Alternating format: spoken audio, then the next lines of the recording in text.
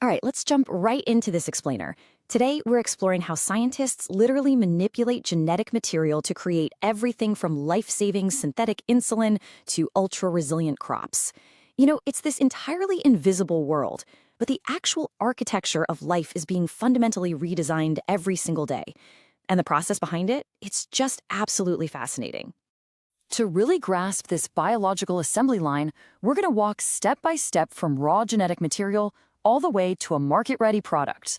We'll cover the recombinant DNA revolution, how we isolate and cut DNA, using PCR as a biological photocopier, transformation and bioreactors, and finally, prepping for the market. Let's get to it. Starting off with part 1, the recombinant DNA revolution. So what exactly are we building here? Well, recombinant DNA, or rDNA, is basically the microscopic architecture driving some really incredible medical and industrial breakthroughs. It's a transformative molecular biology tool. We're talking about manipulated genetic material specifically created to produce certain proteins, develop modified organisms, and advance entirely new medical therapies. We are, quite literally, taking the building blocks of life and rearranging them to solve real-world problems. Now, a single piece of DNA has to travel through a very strict sequential pipeline to reach its final form. It's a 5-step journey: isolation, cutting, amplification, transfer and scaling, and finally downstream processing. You absolutely cannot skip a step here. It's a meticulous sequence right from the jump. Moving on to step 2, isolating and cutting DNA. This is where we extract our raw materials. So the very first thing we have to do is isolate the DNA. And depending on the host, scientists use highly specific enzymes to basically bust open or lyse the cell walls without causing any contamination. It's like finding the exact right key for a specific lock. For bacterial cells, we use an enzyme called lysozyme. For plant cells, it's cellulase. And for fungal cells, we use chitinase. Every single cell type has its own enzymatic key. But once that cell is actually open, man, the inside is incredibly messy. We've got to clean it up. So we wash away the RNA using ribonuclease, and we clear out proteins using protease. Then, for the grand finale of this step, we precipitate that purified DNA using chilled ethanol.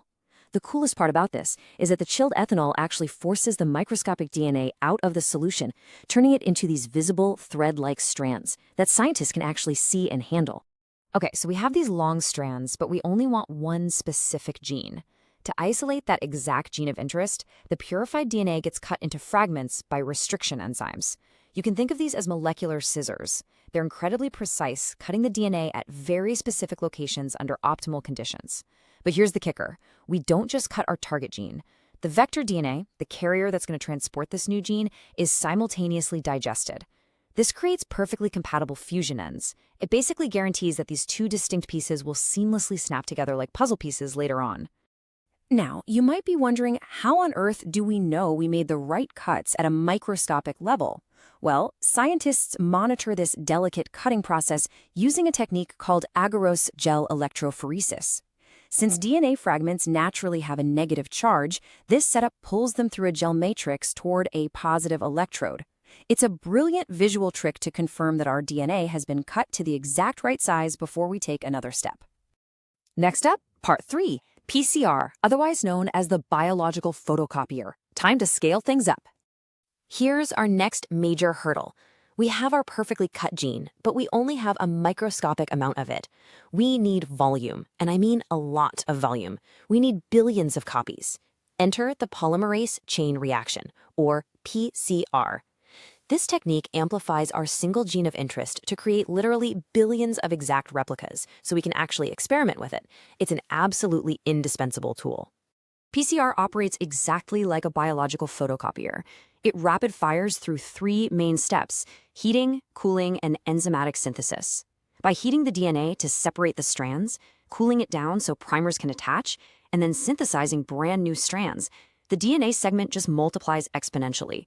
Every single cycle doubles what we had before. But historically, this intense heating posed a massive problem. Normal enzymes completely break down when they get that hot. The whole process is really only possible today because we use a special heat-stable DNA polymerase. And get this, it's sourced from a unique heat-loving bacterium called Thermus aquaticus. I mean, without this extreme little organism offering up its resilient enzymes, the rapid cycling of PCR wouldn't even be possible. Nature really provided the perfect tool. All right, Section 4, Transformation and Bioreactors. We're moving into cellular manufacturing. With our billions of copies locked and loaded, the assembly line shifts from genetic extraction to cellular manufacturing. This recombinant DNA we just crafted has to be transferred into a new host organism. The catch: cells don't exactly want to absorb foreign DNA naturally, so we have to treat the host to make it competent. And making a cell competent is just a fancy way of saying we alter its state so it's willing and able to successfully swallow up that alien genetic material.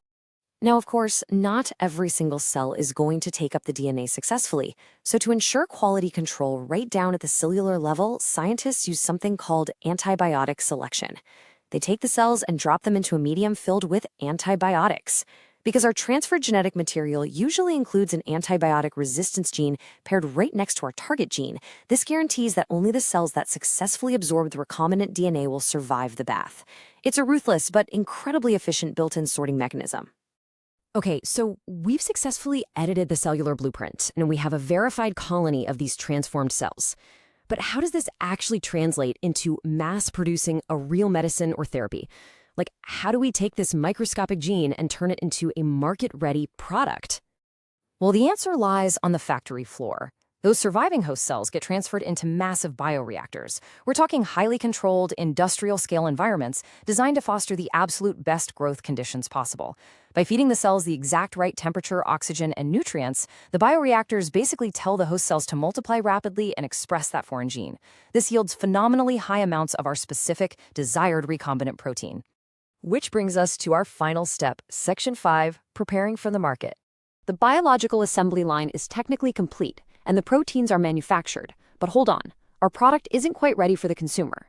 It has to go through downstream processing, which is a really strict regimen. First, we separate our target product from all the leftover cellular junk. Then, we purify it to ensure pristine quality. Next, we formulate the product with stabilizers so it won't break down sitting on a shelf. And finally, it goes through rigorous quality control testing. Our source material really hammers this home, and I think this sums it up perfectly. Each step plays a pivotal role in delivering effective and safe biological products to the consumer. It's so true. Skipping even one of these downstream steps could completely compromise the safety and the efficacy of the final product. The mind-blowing precision we maintained way back at the molecular level, we have to maintain that exact same standard all the way to the pharmacy shelf. When we take a step back and look at how cleanly this complex molecular pipeline delivers real-world cures today, it really leaves us with a thrilling question to ponder. What future biological products will be built using this microscopic architecture? I mean, the possibilities for medicine, agriculture, and industry are truly endless.